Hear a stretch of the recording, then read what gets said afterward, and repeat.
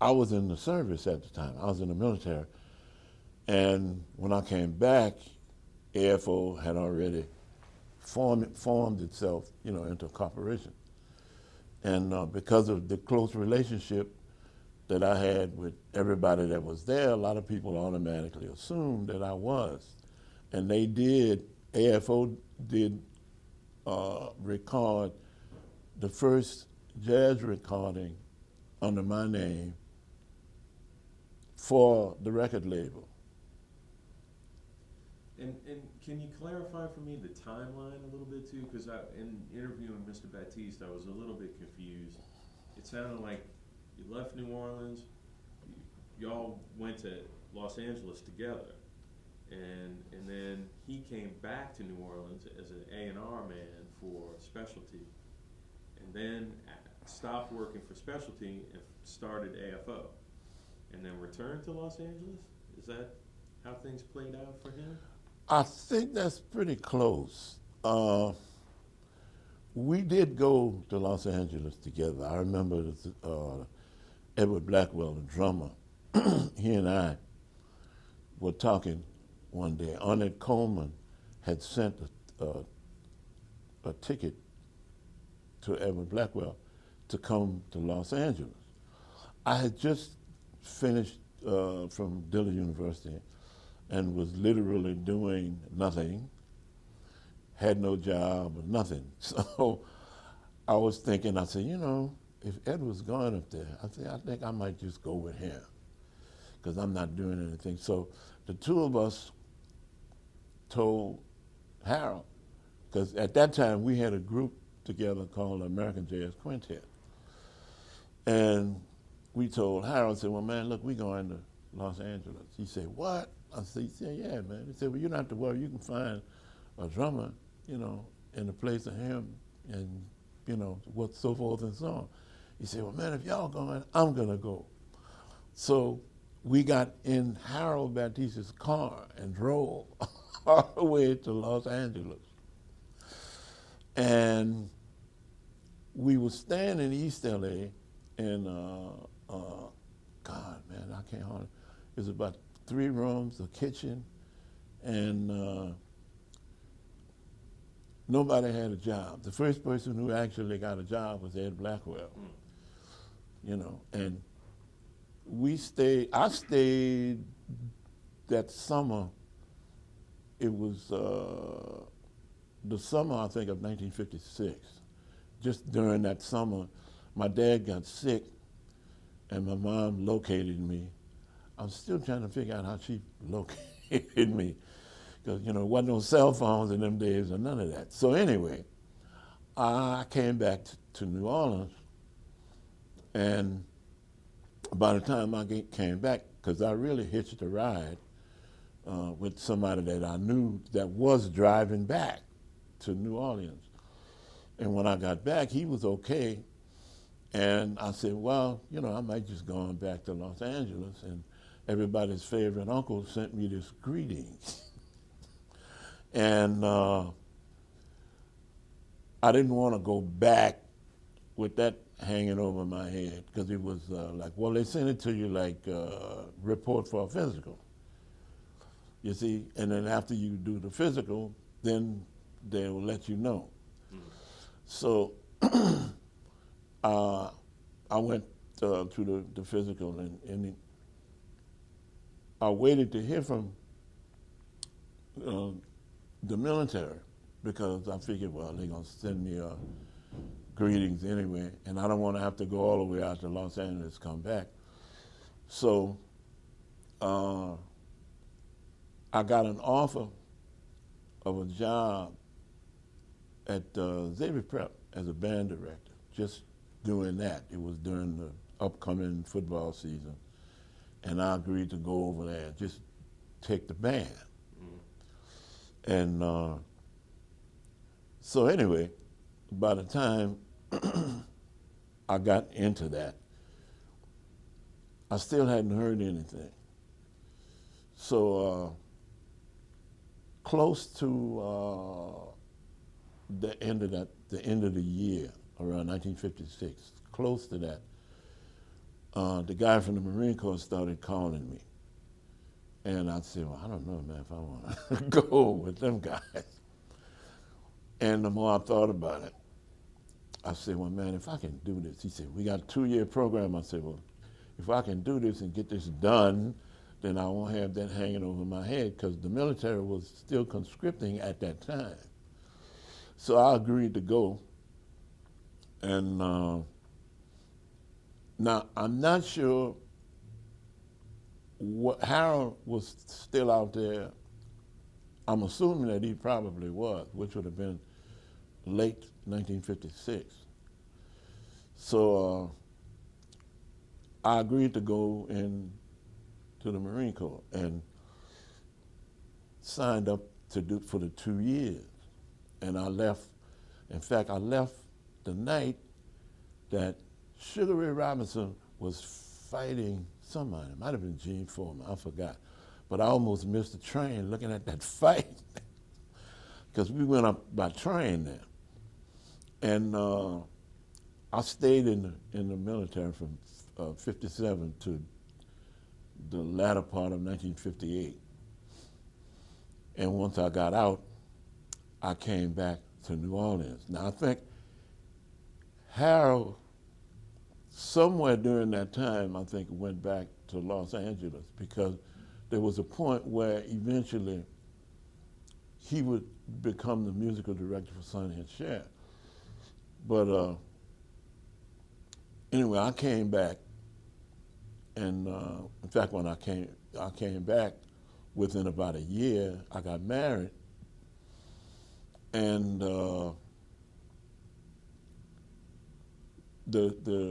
CD, well, it wasn't a CD then, you know, the album that was recorded for AFO was somewhere around 1962, I think. We had already recorded some material before I went into the military in around December that same time. But it was sort of like in the can, I think, as they say. And but when I got out,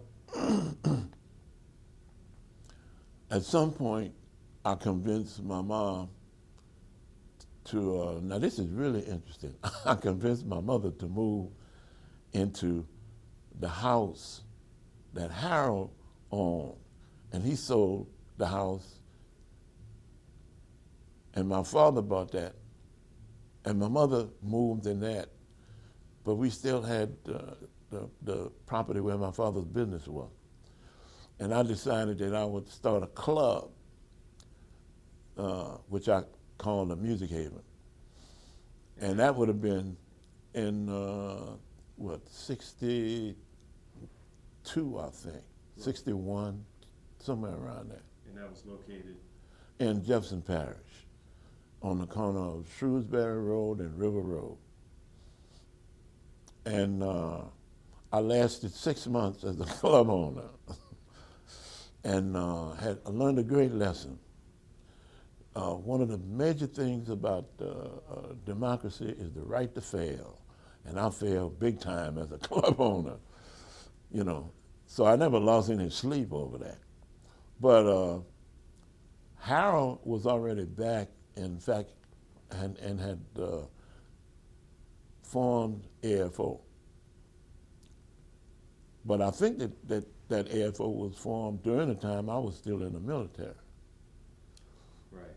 And so we were playing for a while at the Music Haven until, you know, the money ran out, my daddy's patience ran out, and so, you know, we just sort of folded that tent. And during that time, we recorded an album called The Monkey Puzzle, which had the quartet that I was leading. James Black was playing drums, Nat Paralot was playing saxophone, and a bass player named Marshall Smith from Dallas, Texas, was playing the bass. And essentially, that was what was happening around the very, very early 1960s. Okay, so if we could backtrack even a little earlier than that, how did you meet Harold Batiste in the first place? I, I saw Harold for the first time and didn't really know him. He was playing with the Johnson Brothers band, Plas Johnson and Raymond Johnson. Plas eventually went to LA and became the saxophone voice of the Pink Panther. And Raymond also went out there. He was the piano player. And I saw him at one of those opening performances that used to happen when groups from out of town would come in, and they'd always have a union group to open the show. And I met Harold specifically. I don't know if I'll ever really remember where I met Harold, but he was a student at Dillard University. This was in the 50s. He was a student there. And I met him before I went to Dillard. I went to Dillard in 1951. And I already knew Harold. Exactly where I met him, I'm not sure. But he was at Dillard at the time. He was probably in his third year by the time I started.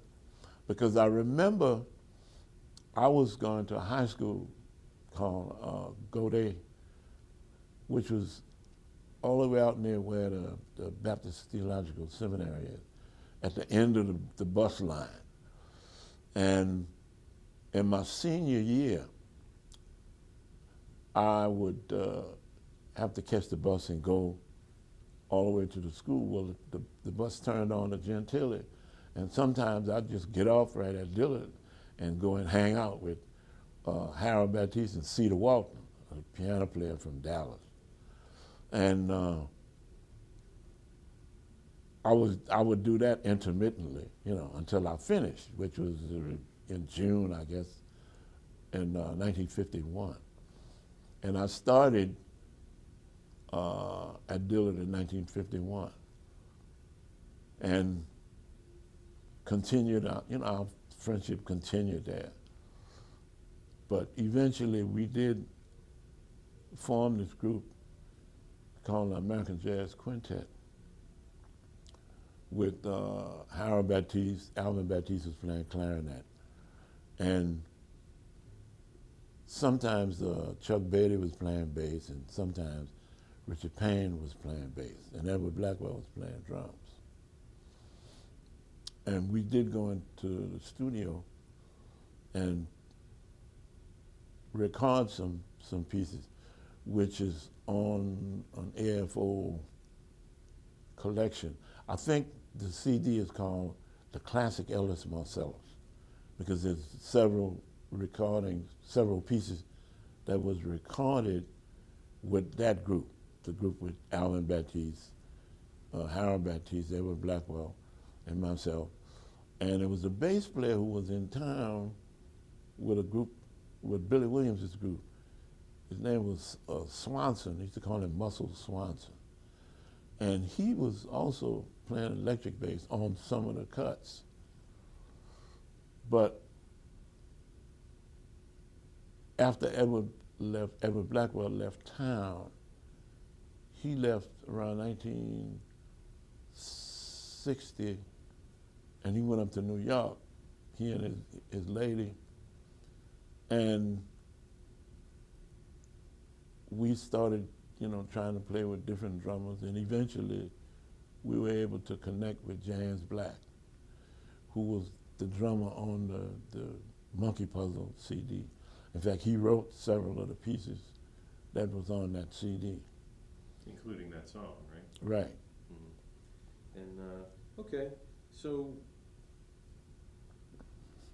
you weren't, so you're saying you weren't really part of AFO in the same sense as Harold and... No, I wasn't with the corporation, no. You weren't with the company, okay. No. Right, so this next question probably won't apply. But,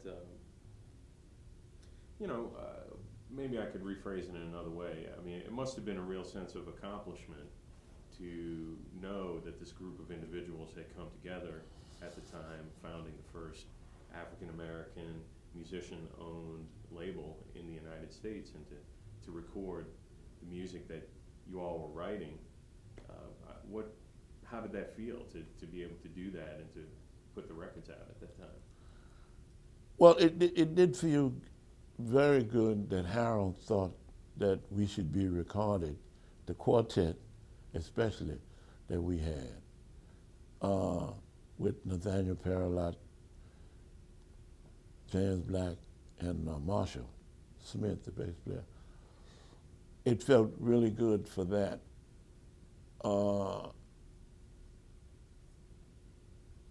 There was probably no recording companies in the South, period, that was trying to do anything with a serious jazz recording. That felt really good. As far as the first African American record company, I don't think so. You know, there were companies, you know, especially like with Stax and Motown, you know, and, Right. and even earlier.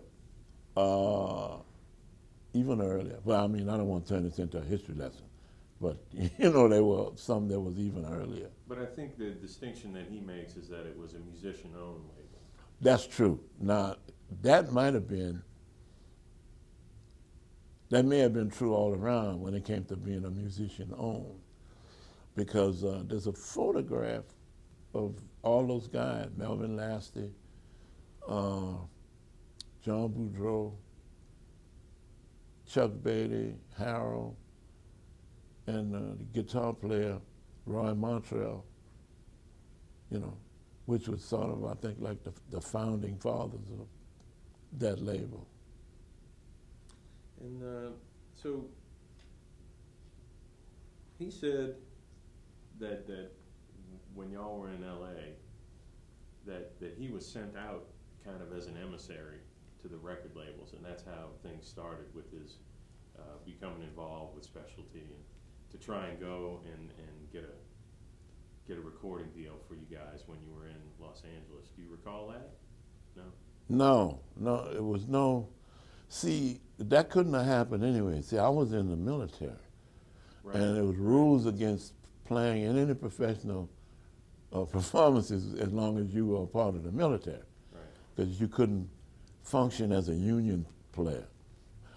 The thing I remember him talking about, and this is just in conversation with Specialty Records, I think he had made some agreement with somebody at Specialty that if he could assist in recording some of the more popular R&B stuff, that they would allow him to make a jazz recording.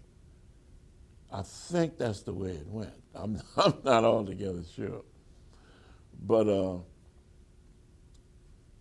and I'm not sure when he came back to New Orleans. And when he went, after he left New Orleans, I don't think I saw Harold until I was with Al Hirsch Band, which would have been 67, 68, around that time. When I was with Al Hirsch Band, we were playing in Sparks, Nevada, and Harold came through there. You know, one of those chance kinds of situations where he came through and we kind of reunited, you know, temporarily. For, you know, he had some business there, you know. Oh, that's a coincidence. But I was thinking that that he might have still been with Sonny and Cher at the time. Maybe so. I think that might have been the beginning of that relationship, around the mid-'60s to the late '60s. Right. Then, right, yeah. I'm going to shift gears here a little bit and just talk a little bit about New Orleans and some of the kinds of ideas that Mr. Batiste is trying to forward in the AFO Foundation. And but a common theme in New Orleans, it seems like a lot of New Orleans musicians will leave New Orleans and they'll go away and then that'll be it. And I wrote in here like Earl Palmer, for instance, you know, he left and then he stayed in L.A. for the rest of his career. But for Mr. Batiste, it feels like he took the New Orleans sound with him wherever he went, and that the creation of New Orleans music, especially modern jazz in the latter half of the 20th century, was a very important component of that. Can you talk about that, about your experience with him, maybe at UNO and before that, about how about his passion as in regard to this music? Well, he came back to New Orleans when I was brought back. I was 3 years in Virginia, at Virginia Commonwealth University. And the chancellor, along with one of the executives at Coca-Cola, had created a Coca-Cola jazz chair and asked if I would be the first occupant, which I agreed and came from Richmond back to New Orleans. And one of the first people I wanted on the faculty was Harold. So I called Harold and asked him if he would come to, you know, be on the faculty. And he agreed. And that was how we were reunited at UNO. And I think at some point in time, he started to talk about the first 50 years, or if not the first 50 years, the second, I think, the second 50 years, sort of splitting the century in half with the beginning of the creation of jazz in 1900 or thereabouts. And what was happening in New Orleans, the second 50, say from 1950 on.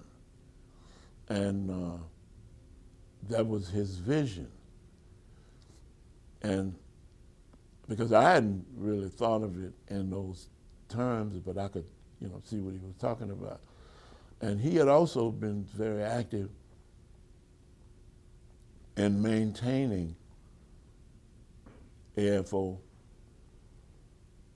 because a lot of the there was a lot of record labels, but it was kind of an almost like an imitative thing. Well, oh, Harold's got a record label. Okay, we can get a record label because he's got one.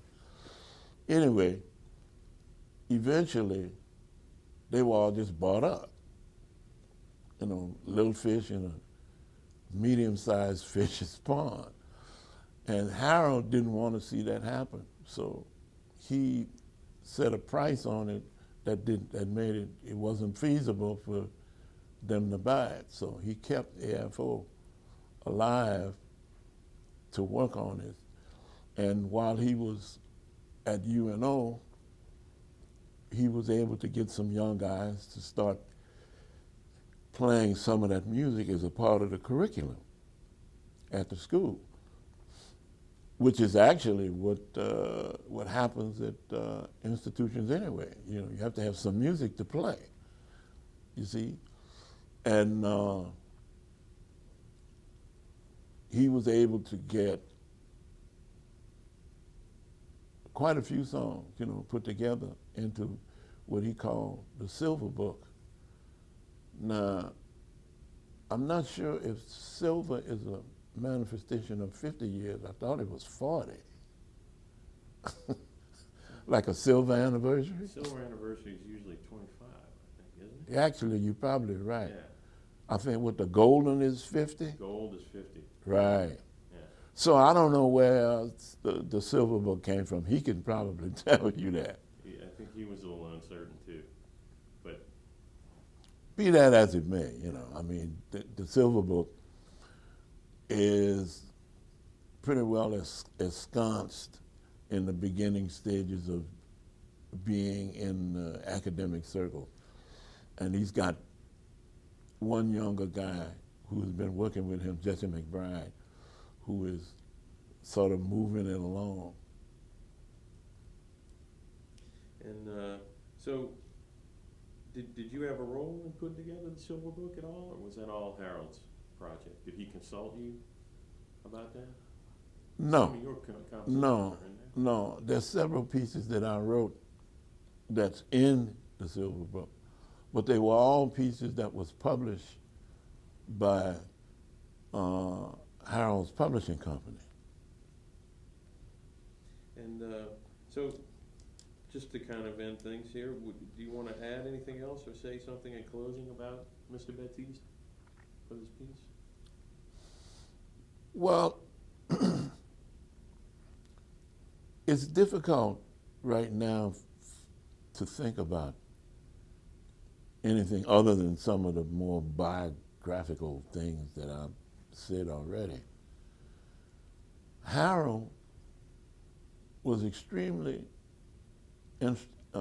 instrumental in a lot of the beginning years of me learning how to play this music that we call jazz.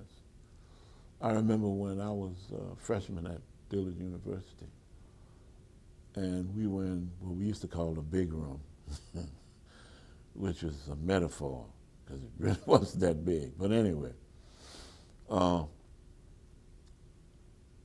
he asked us, a friend of mine and I, who were both freshmen, Roger Dickerson, and he asked us, he said, you know, play me a C7 chord or something like that. And I said, I don't know, what is that, you know? He said, you don't know how to read chord symbols? I said, no, I never exposed to that. So he went to the board and was showing both of us exactly how to read chord symbols, which was the first time I had been exposed to actually trying to do that. And there were several situations, one or two, I don't know if I should be mentioning on this film, where Harold was instrumental in being the more rational person in some ridiculously foolish situation that I find myself in. But for the most part, Harold was always a guiding force, and it would be, in some cases, incrementally. You know, because as long as he was at Dillard, we were back and forth. He was living over on 2nd Street, uptown, and I'd be at his house sometimes, and you know, just back and forth, so to speak. And when he graduated, I'm trying to think, what was it, 53, I think, somewhere around 52, 53, something like that. And I think he took a job in the country, well, I say in the country, up north Louisiana, DeRidder. And he brought us up there to play one time for some of the students up there. And he left there and he came back to the city. And I don't remember where he was teaching school. But he was always championing jazz music.